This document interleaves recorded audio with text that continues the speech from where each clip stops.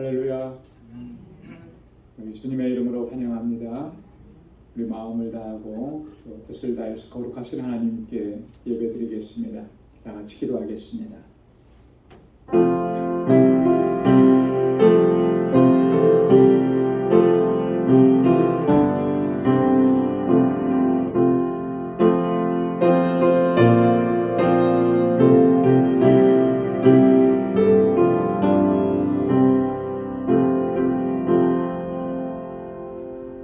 여호와여, 내가 주께 부르짖으오니 나의 반석이여 내게 귀를 막지 마소서. 주께서 내게 잠잠하시면 내가 무덤에 내려가는 자와 같을까 하나이다. 내가 주의 성소를 향하여 나의 손을 들고 주께 부르짖을 때에 나의 간구하는 소리를 들으소서. 여호와는 나의 힘과 나의 방패시니 내 마음이 저를 의지하여 도움을 얻었도다. 그러므로 내 마음이 크게 기뻐하며 내 노래로 저를 찬송하리로다. 여호와는 저의 힘이시요 그 기름 부음 받은 자의 구원의 산성이시로다. 아멘.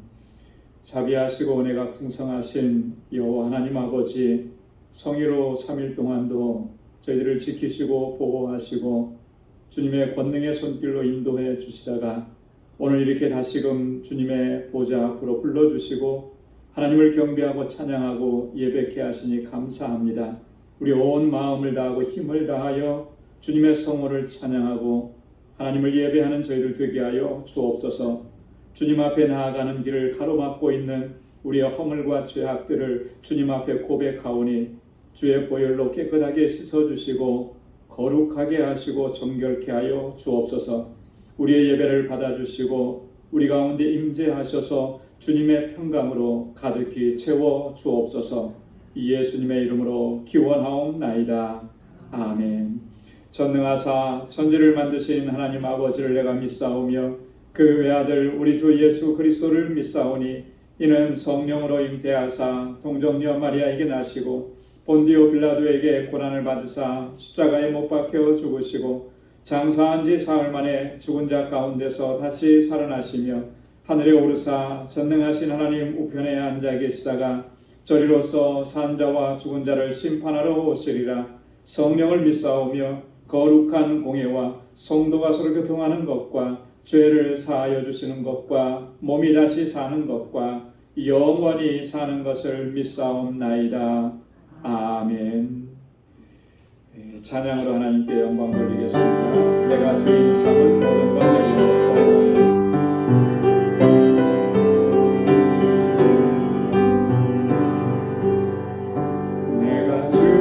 삼은 모든 것 내려놓고 내 주 대신 주 앞에 나가 내가 사랑했던 모든 것 내려놓고 주님만 사랑해. 내가 주인 삼은 모든 것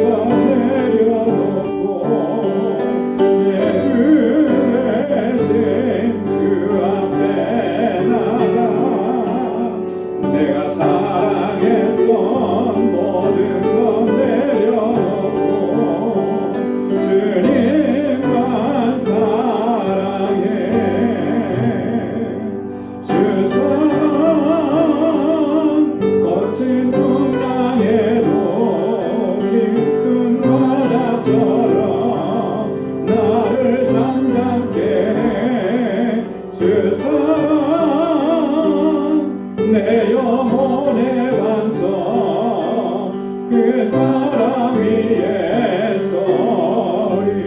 내가 주인 삼은 내가 주인 삼은 모든 것 내려놓고 내 주 대신 주 앞에 나가 내가 사랑했던 모든 것 내려놓고 주님만 사랑해.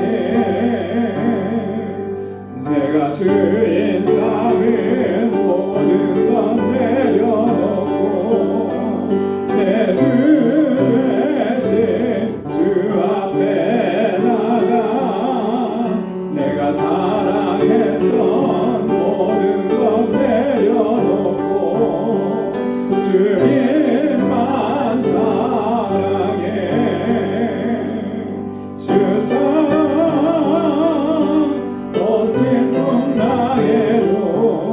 깊은 바다처럼 나를 잠잠케 해 주 사랑 내 영혼의 반석 그 사랑 위에 서리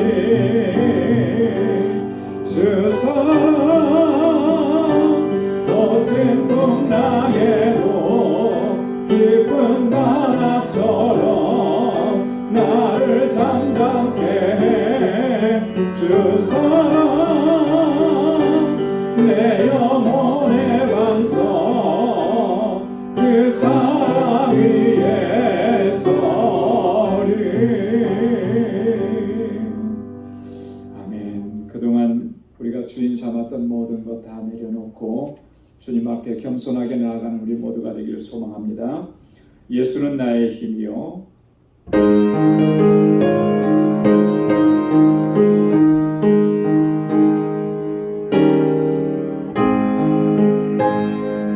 예수는 나의 힘이요 내 생명 되시니 구주 예수 떠나가면 죄 중에 빠지니 눈물이 앞을 가리고 내 맘에 근심 쌓일 때 위로하고 힘드시니 주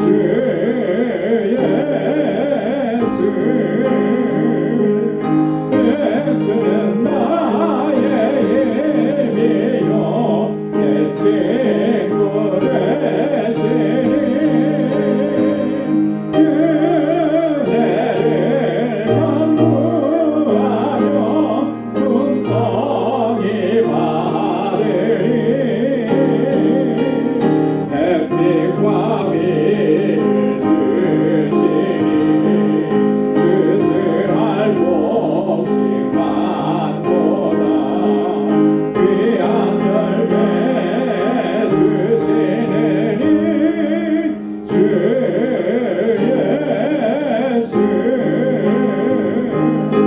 예수는 나의 힘이요 내 기쁨 되시니 그 명령을 순행하여 늘 충성하겠네 주야로 보호하시며 바른 길 가게 하시니 의지하고 따라가는 주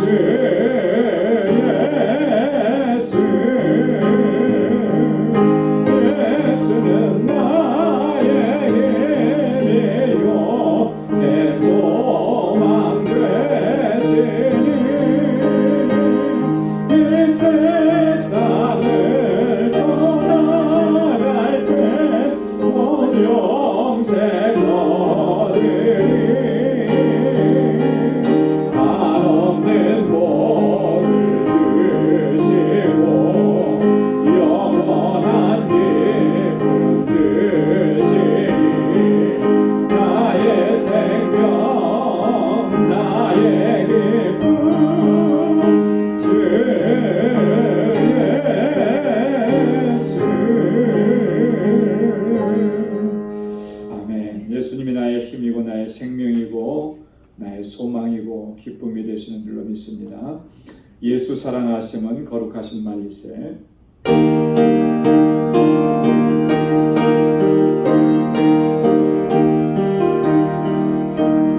예수 사랑하심은 거룩하신 말일세.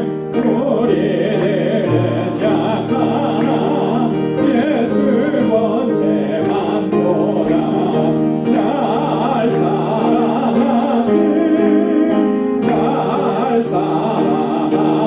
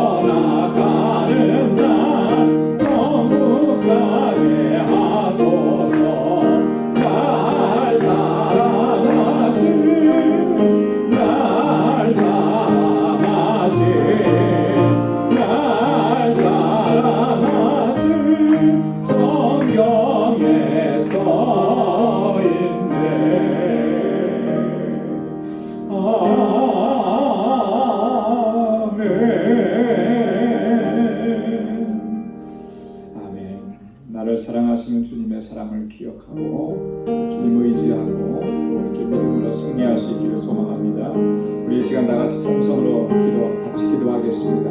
오늘은 집중적으로 우리 단기 선교를 위해서 기도하겠습니다. 우리 교회를 위해서 기도해 주시고 7월 3일부터 8일까지 있는 우리 단기 선교를 위해서 우리 선교단원들 한 사람 한 사람 주님께서 능력의 장중에 붙들어 주시도록 또 우리 선교지에서 사역할 때 하나님의 권능으로 역사해 주시고 성령으로 충만케 좋은 날씨 주시고 또 우리 알라메다에 있는 모든 영혼들 정말 그 어린 심령들에게 주의 복음과 사랑이 전해질 수 있도록 또 우리 알라메다 방주교회가 견고하게 서가도록 또 건축을 위해서 우리 선교사님을 위해서 우리 다 같이 통성으로 한번 같이 기도하겠습니다. 하늘하신 아버지 하나님 참 감사합니다. 아버지 하나님 오늘도 이 저녁 이렇게 하나님을 경배하고 찬양하고 예배하는 자리로 불러주셔서 하나님 우리 마음을 다하고 힘을 다하여 하나님 찬양하게 하시고 예배케 하시니 감사합니다. 언제나 우리의 중심이 오직 주님 여호와 하나님을 바라볼 수 있게 하시고 주님만을 찬양하며 하나님께서 찾으시는 예배자로 살아갈 수 있게 하옵소서. 우리 마음을 다하고 힘을 다하여 하나님을 예배하고 주님의 뜻을 행하시는 저희들 되게 하여 주옵소서. 우리 방주교회가 정말 하나님께서 기뻐하시는 믿음의 공동체로 견고하게 서 아버지 하나님 저에게 주신 귀한 사명들 특별히 영혼 구원의 사명 복음을 전하는 사명 아버지 이 선교적 사명을 잘 감당하는 공동체가 되도록 인도하여 주옵소서. 아버지 하나님 우리 알라메다 방주교회 주님께서 세우셔서 능력으로 역사하시고 하나님 견고하게 세우셔서 그 지역의 영혼들을 구원하는 귀한 구원의 방주로서 견고하게 서갈 수 있도록 은혜 베풀어 주옵소서. 7월 3일부터 8일까지 있는 아버지 하나님 이 단기 선교 아버지께서 아버지 우리에게 비전을 주시고 소망을 주시고 아버지 이 일을 행하도록 아버지 역사해 주시고 여기까지 인도해 주심을 감사합니다. 우리 온 성도들이 하나님 마음과 뜻을 같이 할 수 있도록 인도해 주셔서 감사합니다. 아버지 하나님 지금까지도 인도해 주셨던 그 놀라우신 능력의 역사로 함께하여 주옵소서. 우리 18명의 아버지 선교단원들이 준비하고 기도하고 이제 아버지 선교지를 향하여 나아갑니다. 한 사람 한 사람 주의 능력의 장중에 붙들어 주옵소서. 성령으로 충만하게 하여 주옵소서. 주의 사랑으로 붙잡아 주옵소서. 아버지 하나님 주의 영으로 아버지 주님께서 능력의 장중에 붙들어 주셔서 하나님이 주신 사명 잘 감당할 수 있도록 도와주시고 우리의 믿음을 더욱 견고하게 하여 주옵소서. 아버지 하나님 어떤 악한 세력도 아버지 저희의 이 나가는 길을 방해하지 못하도록 성령께서 주장하시고 인도하여 주옵소서. 아버지 하나님 영혼을 향한 아버지 하나님 뜨거운 사랑을 가지고 나아갈 수 있도록 도와주옵소서.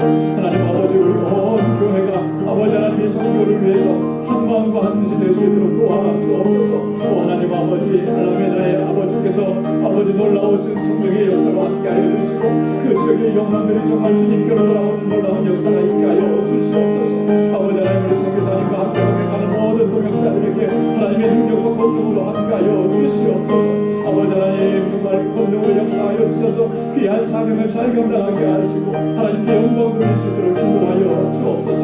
오늘도 하나님 주님 앞에 나와서 간절하게 간구하는 주의 종들의 기도마다 주의 선하신 응답을 허락하여 주시옵소서. 오늘도 말씀으로 우리를 새롭게 하시고 주님 앞에 새로운 결단과 각오로 설 수 있도록 은혜 베풀어 주시옵소서. 모든 것 감사하옵고 예수님의 이름으로 간절히 기도드리옵나이다. 아멘. 할렐루야. 주님께서 또 선하신 응답을 허락해 주실 줄로 믿습니다. 오늘 함께 묵상할 하나님의 말씀은 고린도후서 제4장 1절에서 6절까지 말씀입니다.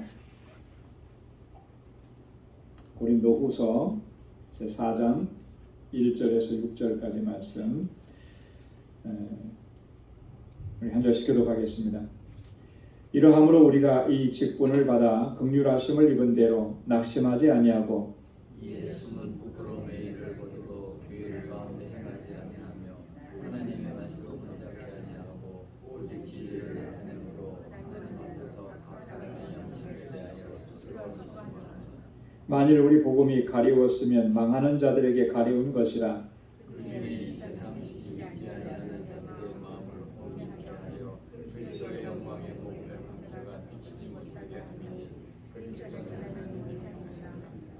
우리가 우리를 전파하는 것이 아니라 오직 그리스도 예수의 주 되신 것과 또 예수를 위하여 우리가 너희의 종된 것을 전파함이라. 어두운 데서 빛이 비치라 하시던 그 하나님께서 예수 그리스도의 얼굴에 있는 하나님의 영광을 아는 빛을 우리 마음에 비추셨습니다. 아멘. 이 말씀을 우리 나누기 전에 먼저 여러분들에게 좀 감사의 말씀을 좀 드리겠습니다. 우리 새벽에는 좀 제가 말씀을 드렸는데 지난 수요일에 우리 저희 조카 되는 방충만 우리 청년을 위해서 좀 기도해 달라고 부탁을 드렸습니다. 지난 월요일에 한국에서 월요일 밤에 무사히 집으로 퇴원을 했습니다. 너무 감사하고 여러분들의 기도 또 많은 힘이 되고 하나님께서 그 기도를 들어주시고 또 회복시켜 주셔서 참 너무 감사하고 여러분들에게 좀 감사의 말씀을 전해드리고 또 소식을 또 전해드립니다. 근데 퇴원을 했지만 아직도 완전하게 회복하려면 좀 시간이 많이 걸린다 그래요. 왜냐하면 양쪽 폐가 다 심하게 호흡을 못할 정도로 염증이 있었기 때문에 완전하게 회복되기까지는 좀 시간이 많이 걸리는데 지금까지 기도해 주셨던 것처럼 계속 기도해 주시고요. 또 그래서 건강해지도록 그래서 주님의 사명을 잘 감당할 수 있는 하나님의 사람이 되도록 기도해 주시면 고맙겠습니다. 오늘 고린도후서 4장 1절로 6절 말씀 사도 바울이 하나님께로부터 받은 이 영의 직분 사도의 직을 감당할 때 어떻게 그 사도의 직을 감당을 했는지 어떤 자세로 감당을 했는지 이런 내용들을 오늘 이 본문을 통해서 우리에게 증거해 줍니다.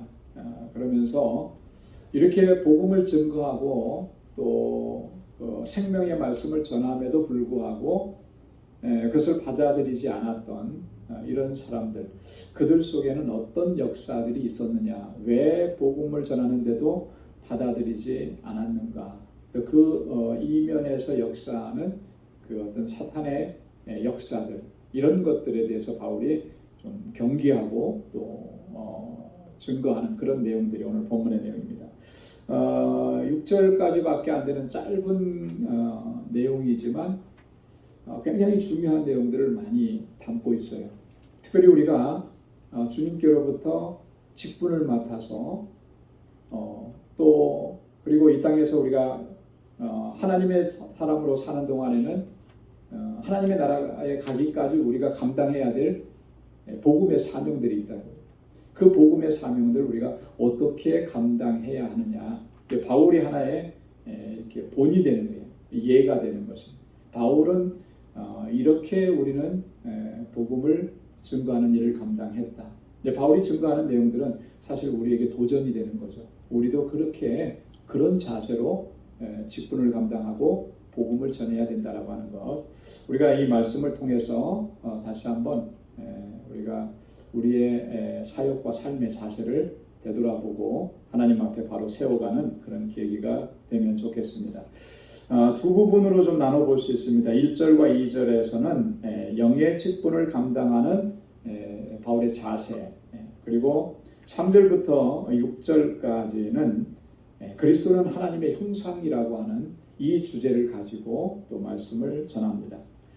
자, 영의 직분을 감당할 때 바울은 1절에 보니까 이렇게 말씀합니다.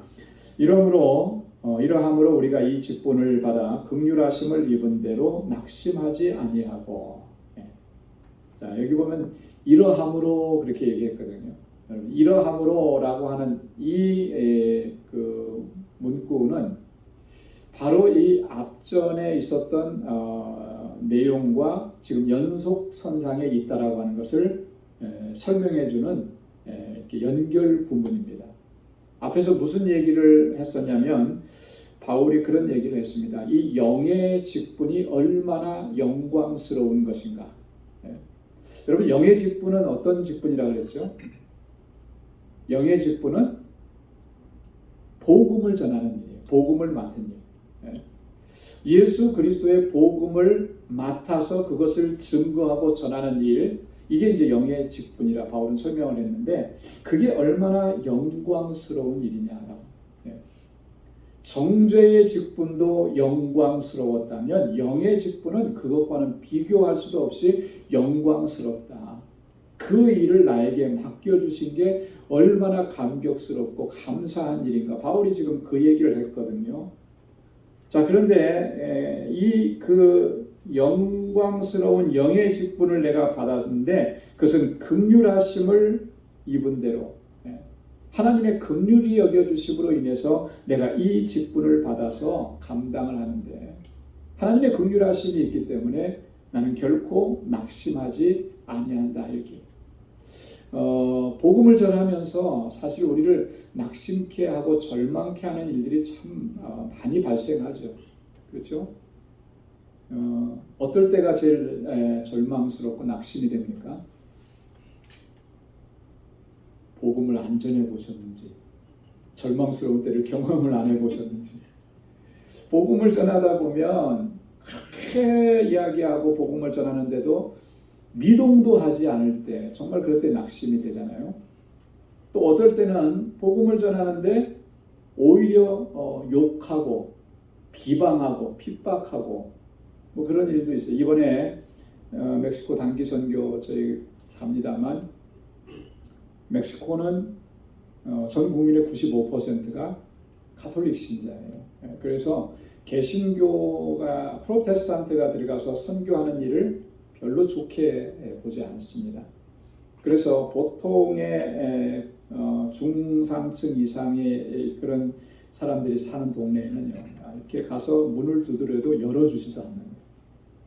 근데 참 감사한 것은 저희가 가는 동네는 알라메다는 멕시코 과달라하라에서 가장 못 사는 사람들이 모여 사는 곳이에요. 그러다 보니까 조금은 이제 개방적입니다. 그럼에도 불구하고 어떤 집은 가서 노방전도 한다고 가보면 아예 문도 안 열어주고 대답도 안 해요. 왜? 우리는 캐톨릭 신자인데 당신들은 왜 우리 와서 이렇게 하느냐? 받아들일 수 없다. 문도 안 열어주는 거예요. 여러분 문 안 열어주면 조금 좀 실망스럽죠. 네, 그런데 거기에서 더하면 오히려 공격하고 핍박하고 또 그렇게 우리가 하는 그런 일들을 방해하는 일들도 생긴다. 여러분 그렇게 되면 상당히 낙심이 되죠. 복음을 전하는데 잘 안 받아들여지면 낙심이 되고 또 절망스러워지는 건 어떻게 보면 당연한 일일 겁니다. 그러니까 바울도 사실은 1차, 2차, 3차 그 선교 여행을 떠나면서 얼마나 많은 핍박을 받았겠습니까? 바울이 겪었던 그런 핍박이나 고난을 우리가 한 번만이라도 겪는다면 글쎄요. 그러고도 다시 일어나서 복음을 전하러 가겠다고 할 사람이 과연 우리 중에 몇 명이나 있을까? 다 주저앉아버려요. 바울은요. 자기가 얼마나 그런 고난을 당하였는지를 또 잠시 소개하기도 했어요. 그럼에도 불구하고 바울은 포기하지 않았고 낙심하지 않았다. 왜냐하면 하나님께서 나를 긍휼히 여겨주셨고 하나님께서 나에게 은혜를 베풀어 주신 거기 때문에. 그래서 긍휼하심을 입은 대로라고 하는 이 말은요. 내가 이렇게 영의 직분을 받아서 사도의 직을 감당할 수 있는 거 전적인 하나님의 은혜라고 하는 거죠. 하나님의 은혜를 생각하면 내가 가만히 있을 수가 없고 그런 일을 겪었다고 해서 내가 주저앉아 있을 수가 없다라고 하는 거예요. 바울이 지금 그걸 이야기하는 것입니다. 그래서 바울은 보면요. 하나님께 대해서는 항상 감사의 마음이 있어요. 그죠? 왜요? 이게 다 은혜니까. 하나님이 긍휼히 여겨주신 그런 하나님의 은혜이기 때문에 감사함과 아울러서 하나님 앞에는 늘 겸손함을 가질 수밖에 없었다는 거예요. 은혜인데 내가 나를 자랑할 수 있는 게 뭐가 있겠어요? 뒤에도 이렇게 보면은 우리가 우리를 증거하지 않는다 그렇게 얘기하거든요. 이게 하나님께서 하신 일이고 하나님의 은혜인데 자, 하나님께 대해서는 항상 이렇게 감사함과 겸손함으로 하나님 앞에 섰다면 바울을 핍박하고 바울을 비난하는 사람 분명히 있었잖아요. 이런 사람들에 대해서는 그런 낙심하지 않았다. 담대하게 복음을 증거했다.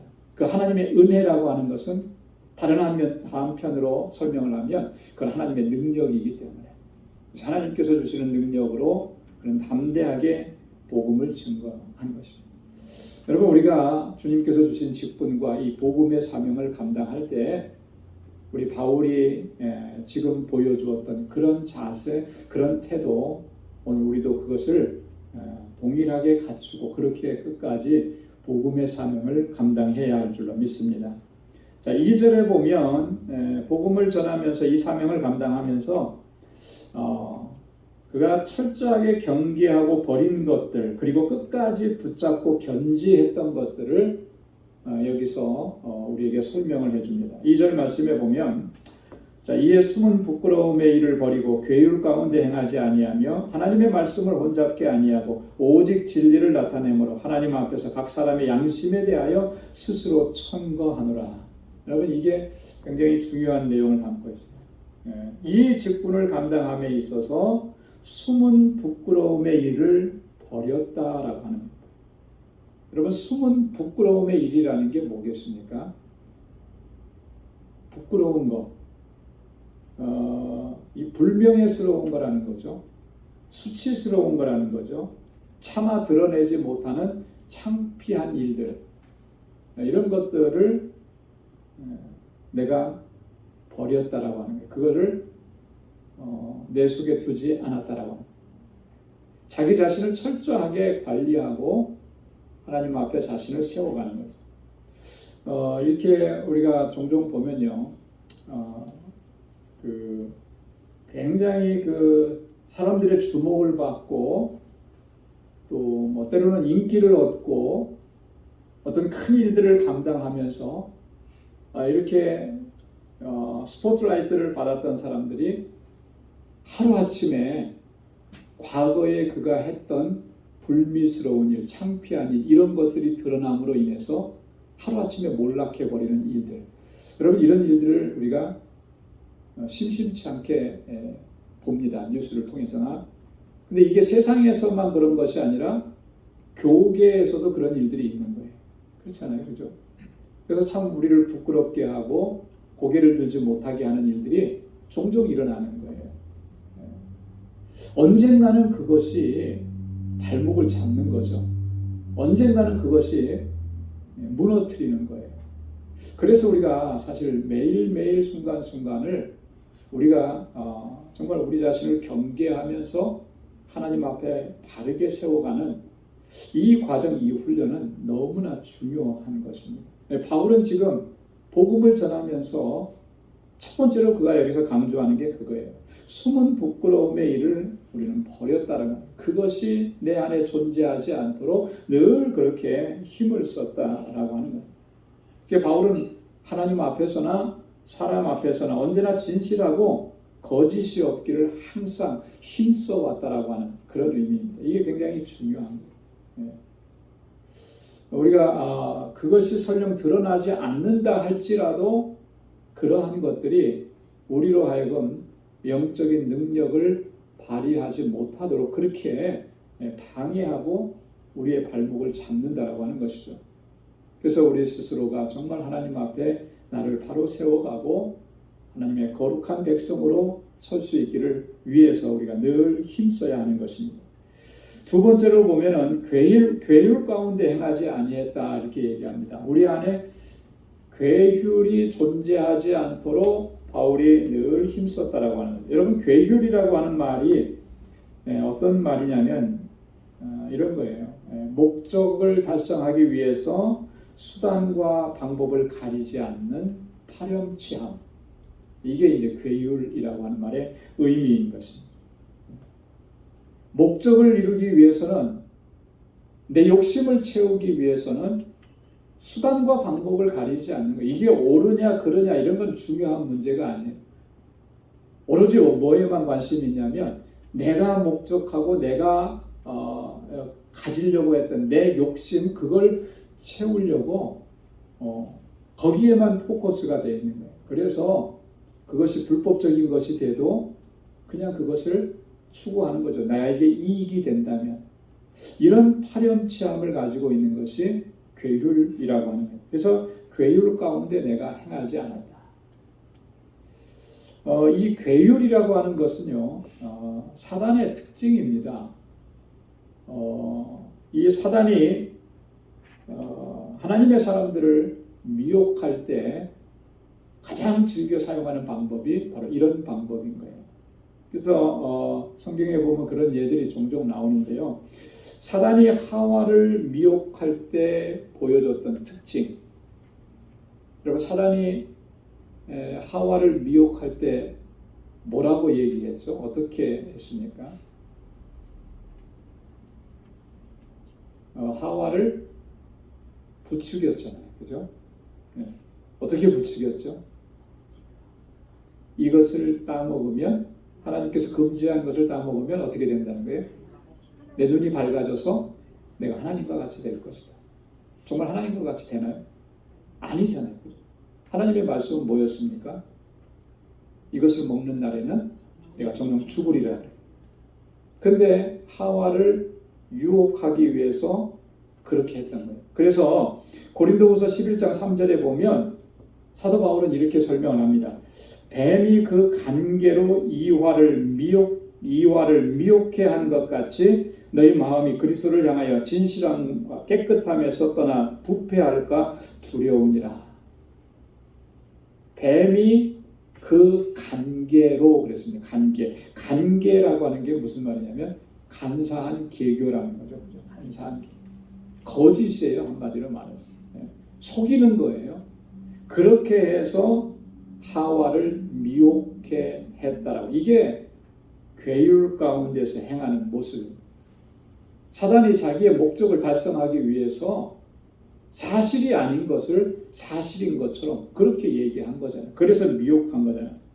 그래서 바울이 지금 고린도 교회 성도들을 향해서 염려하고 걱정하는 게 뭐냐면 너희 마음이 그리스도를 향해서 깨끗함과 진실함에 거기에서 떠나서 부패할까 두렵다. 마치 사단이 그 간계로 하와를 미혹한 것처럼 그 미혹을 당해서 그들의 마음이 진실함과 깨끗함에서 멀어질까 봐 두렵다.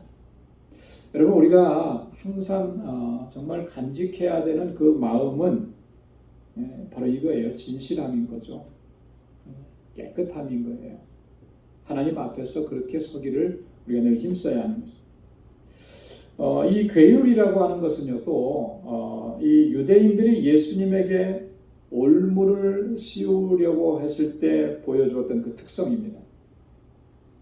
자, 유대인들은 예수님에게 그 틈만 나면 올무를 씌워서 걸려 넘어지게 하고, 그래서 예수님을 죽이려고 하는 그런 어떤 근거를 마련하려고 얼마나 많이 그렇게 했었습니까? 그 중에 하나가 보면 누가복음 20장 22절 23절에 보니까 그 바리새인들이 예수님 앞에 나와가지고 이렇게 질문하는 거예요. 우리가 가이사에게 세를 바치는 것이 가하니까 불가하니까? 가이사에게 세를 바치는 것이 가하니까 불가하니까? 이거 세를 바쳐야 되는 겁니까? 세를 바치면 안 되는 것입니까? 자, 그런데 그 뒤에 말씀에 보면 예수께서 그 간계를 아시고 그랬어요. 간사한 계교라는 거예요. 예수님은 다 저 질문의 의도가 뭔지를 파악을 하셨다라고 하는 거죠. 그때 예수님께서 대답해 주신 말씀이 어떤 대답이었습니까? 가이사의 것은 가이사에게, 하나님의 것은 하나님께. 이런 걸 보고 뭐라 그러냐면 우문현답이라고 그러잖아요. 우문현답. 유대인들은 예수님을 걸려 넘어지게 하려고 그렇게 질문을 한 거예요. 간계를 써가면서. 그러나 예수님은 그 간계를 다 파악을 하시고 그렇게 대답을 해주신 거죠.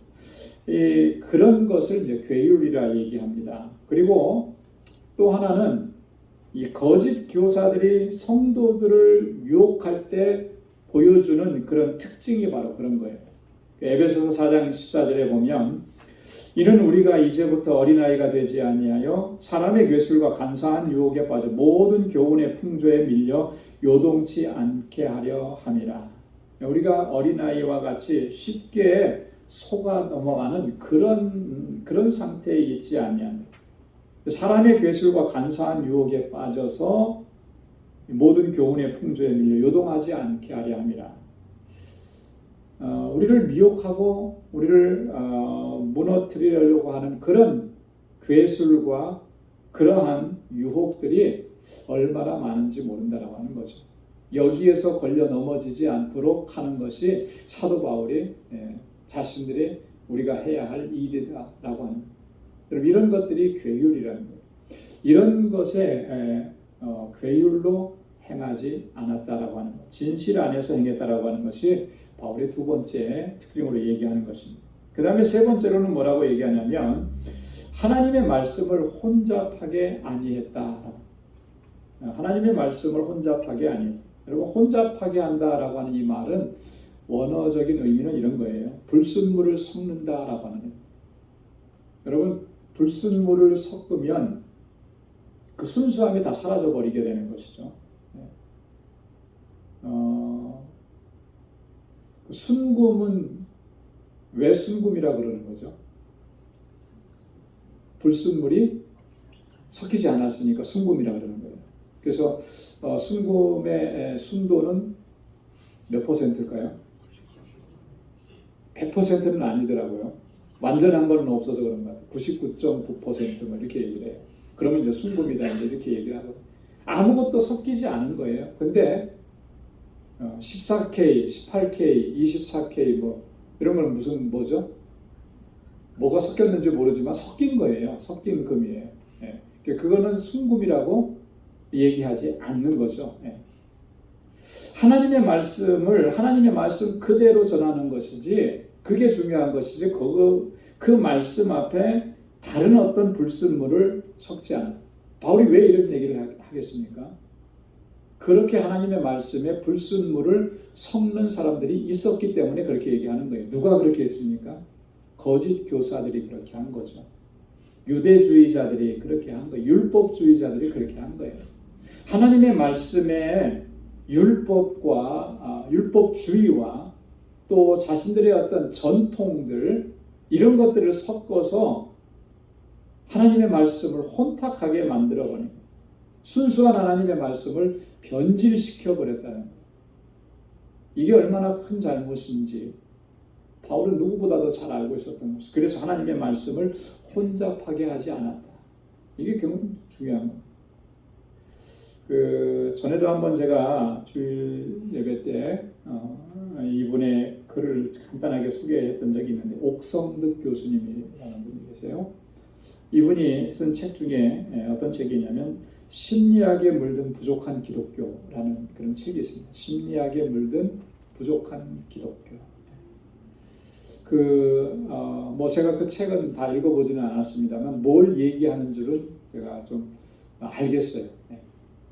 오늘날 하나님의 말씀 안에서 우리가 정말 답을 찾아가려고 하지 않고 하나님 말씀 외에 다른 곳에서 자꾸 그것을 마치 그것이 복음인 양 모든 대답을 줄 수 있는 것인 것처럼 교회 안에 자꾸 들여온다는 거예요. 심리학이 들어와서 자리를 잡는 거예요.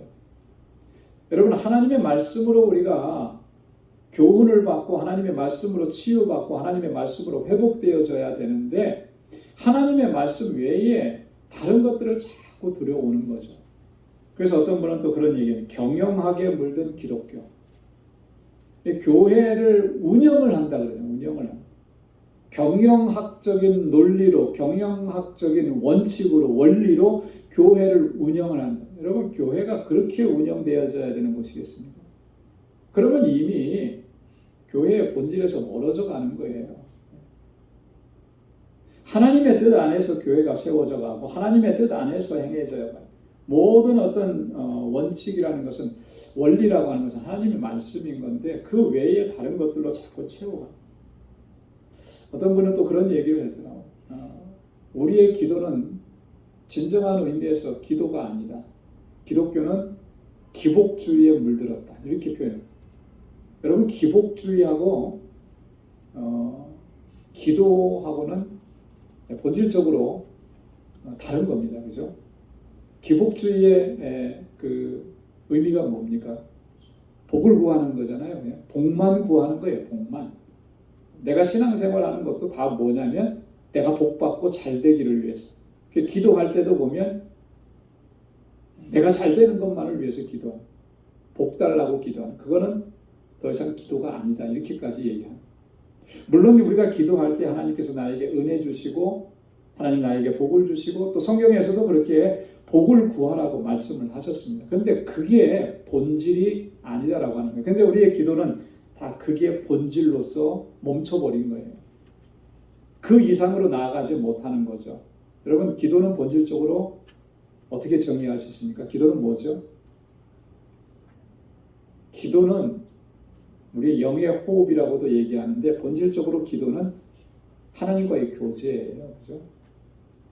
하나님과 교제 나누는 것이지 기도해서 하나님께서 나에게 이거 채워주시고 저거 채워주시고 이걸로 끝나버리면 그건 기복주의가 되는 거죠. 근데 우리의 기도가 기독교가 그렇게 기복주의에서 머물러 기복주의는요. 우리가 주변에서 볼 수 있는 토속신앙이나 세상에 있는 종교들은 그래 기복에서 끝나요. 세상에 있는 종교들은 자신들이 섬기는 신과 교제한다 이런 개념이 전혀 없는 거예요. 우리 기독교가 정말 두드러지게 차이가 나고 그들과 구분되는 것은 바로 여기에 있는 거죠. 우리의 창조주이시고 우리의 절대자가 되시는 하나님과 우리가 교제할 수 있다라고. 그 교제의 통로가 뭐냐면 기도라고 하는 거예요. 그래서 우리의 기도가 기복주의에 빠지고 기복주의에 머물러 있지 않고 우리의 신앙생활이 나 잘되고 내 후손이 잘되고 복받고 출세하고 여기에 머물러 있지 않고 그렇게 하나님께서 우리에게 그런 은혜 주시고 복을 주셨다면 그것을 가지고 우리가 어떻게 하나님의 주신 사명을 감당할 것인지 하나님의 뜻이 무엇인지 그 뜻을 향해서 나아갈 수 있는 우리의 믿음의 삶의 모습이 될 수 있기를 주님의 이름으로 축원합니다. 바울은 그래서 이런 세 가지 우리가 그렇게 하지 않았다라고 하는 거예요. 이게 굉장히 우리에게 중요한 내용이고요. 오직 진리만을 나타냈다. 오직 하나님의 말씀만을 정확하고 순수하게 드러냈다. 여러분 이게 복음 전도자 또 주님의 직분을 감당하는 우리가 갖추어야 될 그런 중요한 자세인 거예요. 하나님의 말씀만을 전하고 하나님의 말씀 진리만을 바르게 전하려고 우리는 몸부림쳐야 한다라고 하는 것이죠. 오늘날에도 보면 이 하나님의 말씀을 자신의 이익의 도구로 삼는 일들이 얼마나 참 많이 일어나서 우리 기독교를 변질시켜 나가는 우리 기독교 신앙을 변질시키는 일들이 얼마나 많은지 모르겠어요. 어떤 목사님이 아주 짧은 글인데 그런 글을 썼는데 굉장히 도전적이고 또 이렇게 저를 다시 돌아보게 만들었습니다. 뭐냐면 설교는 목사의 무기가 아니다. 설교는 하나님의 말씀이다.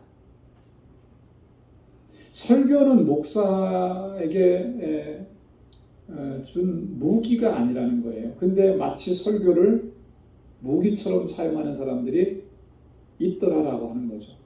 설교를 무기처럼 사용한다는 게 무슨 말일까요? 이런 거죠. 마음에 안 들거나 좀 이렇게 야단을 쳐야 되거나 이렇게 해서 자기의 목적을 이루고자 하거나 이럴 때 설교를 통해서 그렇게 하는 거예요. 설교를 통해서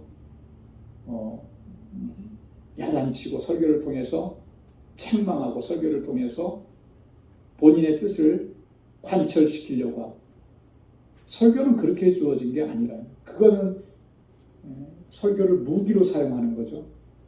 하나님께서 그렇게 주신 거 아니라요. 그런데 설교를 통해서 만약에 그런 일들을 행하게 된다면 그건 분명히 하나님 앞에서 심판을 받게 될 것입니다. 그거는 결코 그렇게 주어진 게 아니에요. 설교는 하나님의 말씀이 거룩하신 하나님의 말씀, 하나님의 말씀을 설교자는 전달하고 딜리버리하는 거죠. 하나님의 말씀을 그래서 어떻게 잘 전달할 수 있을까? 이것을 고민하는 것이 설교자의 가장 큰 고민이 되어야 되는 것이죠. 우리가 하나님의 말씀을 다 저나 여러분들이나 다 하나님의 말씀을 맡았어요. 이 하나님의 말씀을 이제 아직도 하나님의 말씀을 접하지 않은 받아들이지 않는 그 사람들에게 어떻게 이 말씀을 정말 그대로 잘 전할 수 있을까? 이게 우리의 고민이 되어야 되고 우리의 기도 제목이 되어야 하는 것입니다. 순수하게 오직 진리만을 증거하면서 하나님의 뜻을 이루어갈 수 있는 우리 모두가 되어야 할 줄로 믿습니다. 자, 그 다음에 3절부터 6절까지는 그리스도는 하나님의 형상이라고 하는 주제로 말씀을 하는데요. 자, 먼저 3절에 보면 복음이 만일 우리 복음이 가리웠으면 망하는 자들에게 가리운 것이라. 바울이 왜 이런 얘기를 했을까? 복음이 가리웠으면 망하는 자들에게 가리운 것이다. 아마도 이 바울을 비난했던 사람들의 비난이 있었기 때문에 바울이 이렇게 하는 것이다 이렇게 봅니다. 왜냐하면 바울에 대해서 이 거짓 교사들이 비난을 하면서 공격을 한 거예요. 어떻게 공격을 했느냐면 이런 거죠.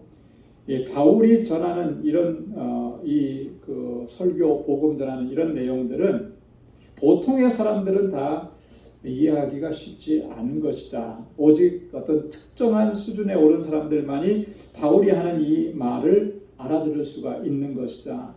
그렇게 지금 바울은 복음을 전하고 있다. 그러니까 복음을 전했다고 하는데 그것을 받아들이지 않는 사람들이 이렇게 많은 것은 많은 게 아니겠느냐.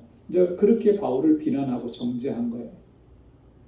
결과가 보니까 받아들이지 않고 복음을 영접하지 않으니까 그건 바울이 지금 뭔가 지금 이 목표나 타겟을 높게 잡아놓고 특정한 위치에 있는 사람들만이 그걸 깨달아 알 수 있는 그런 설교를 하고 그런 복음을 전한다. 이렇게 이제 비난한 거예요.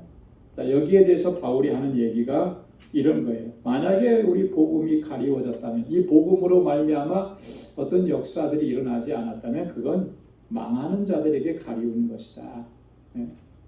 이게 이제 무슨 말이냐면 이런 거예요. 바울은 정말 하나님의 말씀을 분명하고 또 바르게 전했는데 그것을 받아들이지 않는 그런 곳에 문제가 있는 것이지 이 복음에 문제가 있는 게 아니고 바울이 복음을 전하는 이 바울에게 나에게 문제가 있는 것이 아니다. 여러분 이 말씀은요 예수님께서 하셨던 말씀과 연관해서 이렇게 우리가 살펴보면 바울이 지금 하고 있는 얘기가 맞는 거예요. 뭐냐면 그 마태복음 13장에 보면 예수님께서 어떤 말씀을 해주셨냐면 씨 뿌리는 비유의 말씀을 해주셨어요. 어떤 사람이 씨를 뿌리러 가는데 그 씨가 각각 어떻게 떨어지죠? 어디에? 처음에는 길가에 떨어지고 그 다음에 돌짝밭에 떨어지고 가시덤불 사이에 떨어지고 마지막에는 좋은 땅에 떨어져요. 좋은 땅에 떨어져요. 이 네 종류의 밭이 있는 거예요. 똑같은 동일한 씨가 떨어졌는데 거기에서 싹이 트고 30배, 60배, 100배의 결실을 맺는 것은 어느 땅에 떨어진 거예요? 좋은 땅에 떨어진 거죠. 자, 그런데 이 좋은 땅이라고 하는 것이 어떤 땅인지 누가는 한 번 더 해석을 합니다. 누가복음 8장 15절에 보면 착하고 좋은 마음으로 말씀을 듣고 지키어 인내로 결실하는 자라. 이게 마음밭이 어떻다는 거예요? 착하고 좋은 마음, 소프트한 마음인 거예요. 잘 받아들이는 거예요. 그래서 그 말씀을 듣고 지키고 또 인내하면서 결실을 맺는 거예요. 그게 좋은 땅이라는 거죠. 이게 바울이 지금 그것과 연결시켜서 얘기하는 거예요. 복음이 문제냐? 바울이 전한 복음이 문제냐? 그게 아니라는 거죠. 복음을 전하는 바울에게 있어서 문제가 있냐? 그게 아니라는 거예요. 그 복음의 씨앗을 어떻게 받아들였느냐? 이게 문제였다라고 하는. 그래서 복음을 거부한 앞에서 말했던 길가와 같은 밭, 그 다음에 돌짝밭 같은 밭, 가시덤불 같은 그 심령의 상태, 이러한 상태에서는 복음이 가리워진 것이다 라고 지금 바울이 이야기하는 것입니다. 그래서 우리의 마음밭이 어떠냐가 정말 중요하다라고 하는 거죠. 그래서 항상 우리의 마음밭이 항상 좋은 땅이 돼. 그래서 하나님의 말씀이 우리의 마음밭에 심겨졌을 때 30배, 60배, 100배의 결실을 맺을 수 있는 그런 은혜가 있는 저와 여러분들이 될 수 있기를 소망합니다. 자, 그 다음에 4절에 보면 멸망하는 자들이 복음의 진리를 보지 못하는 그 이유를 이렇게 또 설명을 합니다. 그 중에 이 세상 신이 믿지 아니하는 자들의 마음을 혼미케 하여 그리스도의 영광의 복음의 광채가 비추지 못하게 하미니 그리스도는 하나님의 형상이니라. 이 세상의 신이 믿지 아니하는 자들의 마음을 혼미케 한다.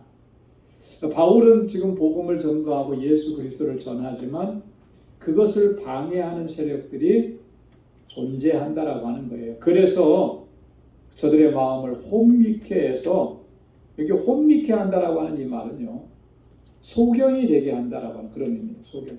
눈을 가린다라고 하는, 못 보게 한다. 그 영안을 가리는 거예요. 그래서 진리고 생명이고 우리에게 영원한 소망이 되는 이 하나님의 말씀을 보지 못하게 하는, 누가 그렇게 하느냐면 이 세상 신이, 이 세상을 주관하고 있는 그런 존재들이 그렇게 역사해서 혼미케 한다. 영안을, 영적인 눈을 가려서 못 보게 한다라고 합니다. 그리스도의 영광의 복음의 광채가 비춰지지 못하도록 그렇게 역사하고 있다라고. 여러분, 그래서 이 복음을 전하는 곳은요, 항상 싸움인 거예요. 영적 전쟁인 것입니다. 우리가 지금 단기 선교를 멕시코로 가게 되는데, 이 단기 선교는 목적이 분명한 거예요. 뭐가 목적이겠습니까? 그곳에 있는 심령들, 특별히 어린 심령들에게 하나님의 사랑, 이 복음을 전하는 거예요. 물론 우리가 말을 잘 못하고 스페인어 의사소통이 잘 안 되고, 그럼에도 불구하고 하나님께서 우리에게 주신 사명을 가지고 한마디라도 외치는 거죠. 헤수스 테 아마, 예수님이 당신을 사랑합니다. 이 한마디라도 외치는 거예요. 그래서 저들이 하나님 앞으로 돌아오는 역사가 하나님께서 이루어 주시기를 그렇게 기도하면서 나아가는 거죠.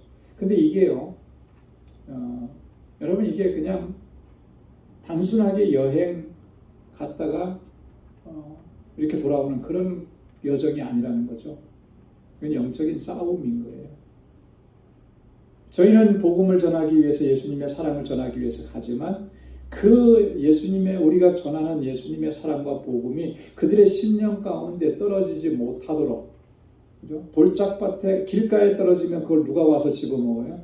새들이 와서 집어먹었다 그랬잖아요. 그런 역사들이 방해가 있다라고 하는 거예요.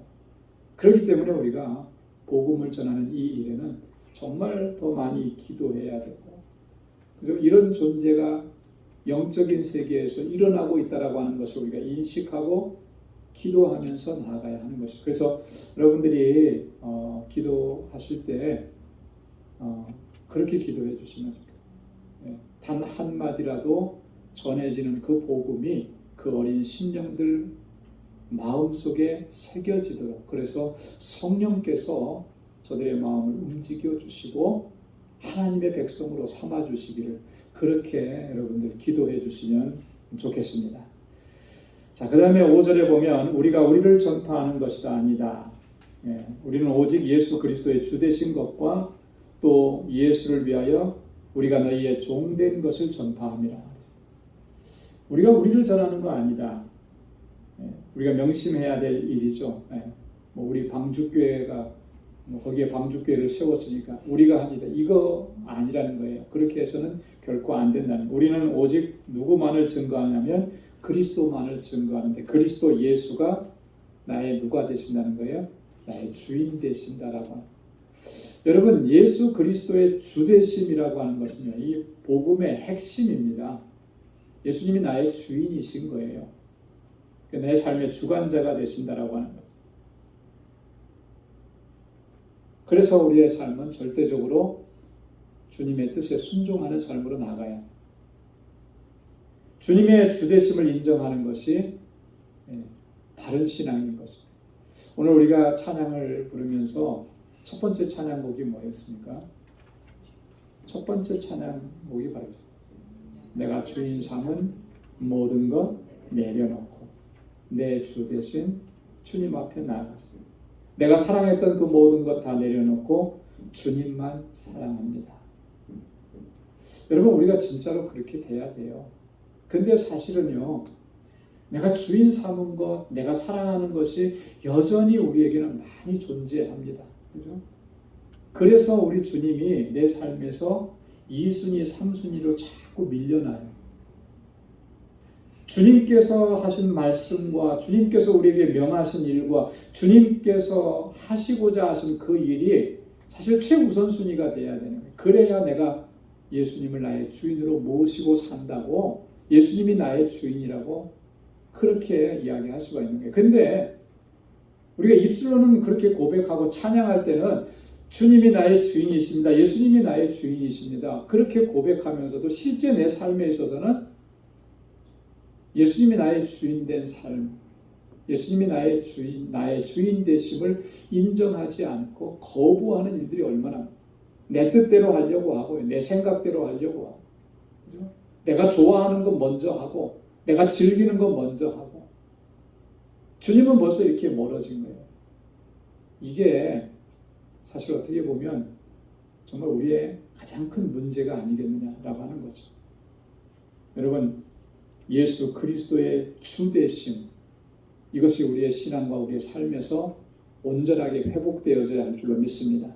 그래서 주님께서 말씀하신 것에 절대적 순종으로 나아가는 것, 이게 하나님께서 우리에게 기대하시고 바라시는 믿음의 모습이라고 하는 거예요. 6절 말씀에 보면 하나님의 영광의 빛, 어두운 데서 빛이 비치라 하시던 그 하나님께서 예수 그리스도의 얼굴에 있는 하나님의 영광을 아는 빛을 우리 마음에 비추셨느니라. 이게 얼마나 감격스러운 말씀인지 모릅니다. 그죠? 어두운 데서 빛이 비치라 하시던 하나님, 이거 뭔 얘기하는 거죠? 하나님께서 천지를 창조하실 때 어두운 가운데서 빛이 있으라, 첫 번째 창조하심으로 빛을 창조하시고 빛과 어둠을 나누신 것, 이게 첫 번째 하심. 그러니까 이 세상을 창조하신 그 하나님께서 오늘 우리의 마음 가운데 뭘 비춰주셨냐면 예수 그리스도의 얼굴에 있는 하나님의 영광을 아는, 예수 그리스도의 얼굴, 예수 그리스도 안에 있는 그 하나님의 영광, 그것을 아는 빛을 우리 가운데 비춰주셨다. 주님을 통해서 우리는 하나님의 영광을 보는 거예요. 근데 그것을 볼 수 있는 눈을 우리에게 허락해 주시고, 그것을 알 수 있는 지혜를, 지식을 우리에게 허락해 주시고, 그래서 하나님의 영광의 빛을 보게 하신 것, 이게 얼마나 감사하고 감격스러운 일이에요. 여러분, 사도 요한은 요한복음서를 쓰면서 예수 그리스도를 빛으로 설명을 하셨어요. 그렇죠? 예수님은 우리 가운데 오셔서 빛을 비춰주셨고, 그 빛이 어두움 가운데 비쳤는데 그 어둠이, 세상의 어둠이 깨닫지 못하더라, 이렇게 얘기했잖아요. 예수님은 이 땅에 오신 빛인데 그 예수님의 빛 가운데는 하나님의 영광이 담겨져 있는 거죠. 그것을 볼 수 있게. 세상의 어두움에 있던 자들은 그 어두움이 그걸 깨닫지 못했다고 그랬어요. 근데 우리는 깨닫게 하신 거예요. 알 수 있게 하신 거예요. 이게 얼마나 정말 놀라운 은혜냐라고 하는 거예요. 그런데 그걸 깨닫게 하시는 것을 신학적인 용어로 설명을 하면 그건 성령의 내적 조명이다, 이렇게 얘기해요. 성령께서 우리 안에 빛을 비춰주신 거예요. 성령께서 우리 안에서 역사하셔서, 먼저 역사하셔서 그리스도 안에 있는 하나님의 영광을 보게 하시고 깨닫게 하시고 믿게 하시고, 그래서 주님을 따를 수 있도록 그렇게 우리를 인도해 주신 것, 이게 얼마나 놀랍고 감격스러운 은혜냐라고 하는 것을 바울이 마지막으로 설명을 합니다. 여러분, 오늘 이 말씀을 통해서 우리가 복음을 맡은 자로서, 말씀을 맡은 자로서 우리가 어떻게 살아가야 하는지, 우리 안에서 하나님께서 어떤 역사를 이루셨는지 이러한 부분들을 다시 한번 우리가 되새기면서 주님께서 주신 사명을 우리가 끝까지 잘 감당할 수 있는 우리 모두가 될 수 있기를 주님의 이름으로 축원합니다. 기도하겠습니다. 하나님 아버지 감사합니다. 오늘도 저희들에게 하나님이 은혜의 시간 주님의 보좌 앞으로 불러주셔서 하나님께서 우리 안에서 어떤 역사를 이루셨고 또 우리가 어떻게 하나님께서 주신 이 말씀과 복음의 사명을 감당해야 하는지를 깨닫게 해주셔서 감사합니다. 주님의 생명의 말씀을 들고 우리의 일평생 다하도록 하나님의 영광을 위해서 살아갈 수 있는 저희들 되게 하여 주옵소서. 예수 그리스도가 나의 주인 되심을 하나님 우리의 입술로만 고백하지 아니하고 우리의 삶으로 고백하며 온전히 하나님의 뜻에 순종하며 나아가는 저희들이 되게 하여 주옵소서. 주의 복음을 증거하고 하나님의 생명의 복음을 전할 때마다 하나님께서 행하시는 그 놀라운 역사들을 목도할 수 있는 은혜도 또한 우리에게 허락하여 주옵소서. 아버지 하나님, 주님의 주신 사명을 방해하는 세력들이 너무나 많고 또 그 일을 겪을 때마다 때로는 낙심하고 또 때로는 주저앉습니다. 하나님 우리를 불쌍히 여겨주시고 긍휼과 자비를 베풀어 주셔서 다시 일으켜 세워주셔서 주님의 나라에 이를 때까지 이 복음의 사명을 잘 감당할 수 있는 우리 방주의 권속들이 다 되게 하여 주옵소서. 이제는 우리 주 예수 그리스도의 무한하신 은혜와 하나님 아버지의 크고 놀라우신 사랑과 성령의 위로 교통 충만하심의 역사, 오늘 주님 앞에서 주의 주신 복음을 주님의 뜻대로 증거하며 하나님의 영광을 위해서 살아가기로 결단하는 우리 방주의 모든 믿음의 권속들과 또 저들의 가정과 직장, 생업의 터전과 학업 위에 이제로부터 영원까지 함께 하시기를 간절히 축원하옵나이다. 아멘.